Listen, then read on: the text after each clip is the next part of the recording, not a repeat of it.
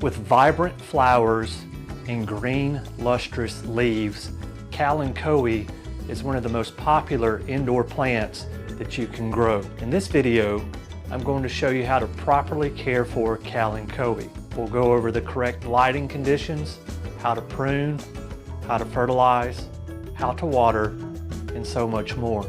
Hi, I'm Dr. Tom Warren, and you're watching The Plant Doctor. Let's get started.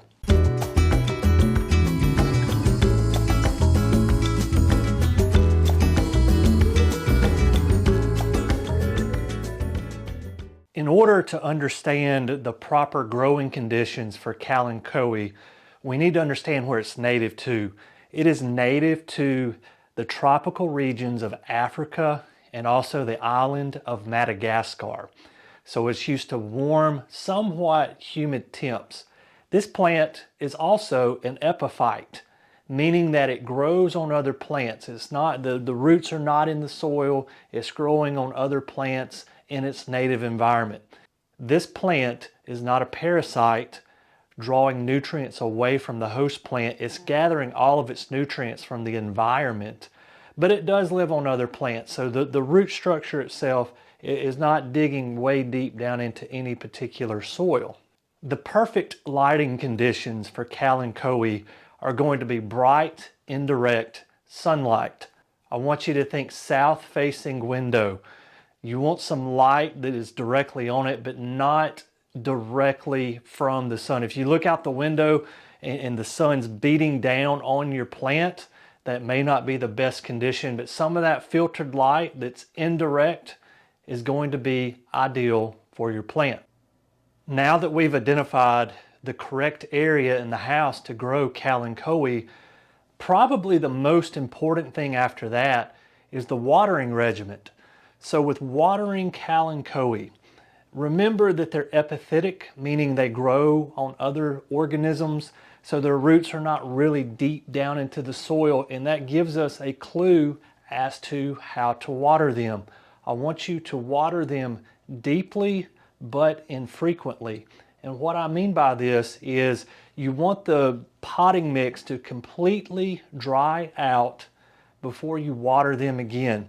What you want to do is use what I call the finger check. Take your finger, place it in the weep hole of the pot, and if the potting mix is moist, you do not want to water. If it feels dry, you'll want to water to the point that you see water coming out the bottom of the weep holes. Oftentimes, when you buy Kalanchoe from the store, it's going to come with this decorative wrapper, which is great. It's very ornamental, but in my experience, this can be detrimental to your plant health. What I like to do is remove these wrappers from the pot. And the reason we do this is these wrappers are wax paper. And when you water, this holds the water. It does not allow it to drain. So the water that should be coming out of the weep holes is staying in this paper, and it can potentially cause root rot to your plant. And so what I like to do is place my plant on a saucer. And not only that, I put rocks in the bottom of the saucer.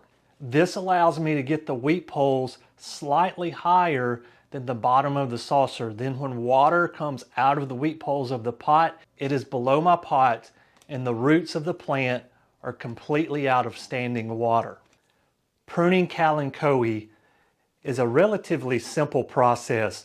As your blooms begin to expire, you can remove those from the plant. This will prevent your plant from looking leggy. When you prune, you'll see a small set of leaves just below the flower. I do not want you to prune there because you'll have 3 or 4 new sprouts come out and your plant will eventually look leggy if you prune it in that location. Instead, go further down the stem that the flower is on, find the larger set of leaves and prune just above that set of larger leaves. Within 14 to 21 days, you will see new buds emerge just below where you pruned.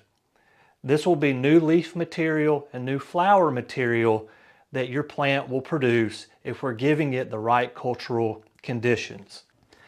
Occasionally, you will need to repot your Kalanchoe so that it does not become root bound. And you'll know that you need to repot your Kalanchoe when the roots begin to circle the bottom of the pot like you see here. If you leave your Kalanchoe in the pot that it's in for too long, the roots will begin to girdle, and that's going to be detrimental to plant health. You'll want to put it in a bigger pot. Now, don't put it in a pot that's way larger than the one that it's currently in. For example, this is an 8-inch pot, and I'm going to be bumping it up into a 1-gallon pot. So we've already have the bottom of our 1-gallon pot full of potting mix, and you want to use a potting mix that is designed for cactus. You want something that's very well drained, has a little bit of sand, has a little bit of perlite in it. You don't want something with a lot of peat that holds a ton of water, because that's going to be detrimental to plant health. Once you have put the appropriate amount of potting mix in the bottom of the pot that you're going to be planting into, you can place your Kalanchoe plant in the pot. So you'll want the top of the root ball of your Kalanchoe roughly a 1/2 inch lower than the top of the pot. That's going to prevent potting mix from coming off the sides of the pot and onto the table or wherever else you have this. It makes it a little bit easier to keep it nice and tidy, if you will.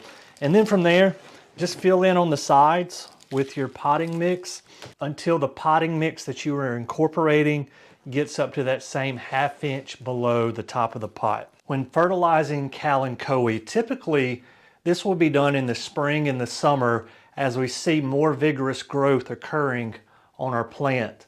What I like to use is a slow release granular fertilizer that has a complete blend of all 18 nutrients that plants need in order to complete their life cycle. What I have here is Houseplant indoor and outdoor plant food. It's going to be a 180-day prill, meaning that it's going to slowly release nutrients over 180 days. Some recommendations are use liquid fertilizer on these plants. I'm not a huge fan of using liquid fertilizer on slow growing plants as it is, because most of it is going to leach through the bottom and come out of the wheat poles and end up in your saucer. There's a lot of peer-reviewed evidence that suggests that. Now, if you're using a slow release blend, we're slowly trickling in those nutrients throughout that 180 days. It's staying in the root zone a little bit longer, giving our plant an opportunity to take it in. Now, when going from an 8-inch pot to a 1-gallon pot, what I like to do is use 1 tablespoon of our 180-day Houseplant to top dress the potting mix that we just incorporated into our new pot. I know that plants can be difficult at times, but with these simple methods that we have shown you, you can do this as well. If you have a tip, trick, or hack that you use on your Kalanchoe that we did not go over here in this film, please leave those down in the comments below. Here on the channel, we are a community of learners, and I would love to learn something from you, the viewer. Guys, as always, thank you for watching The Plant Doctor, and until next time, happy gardening.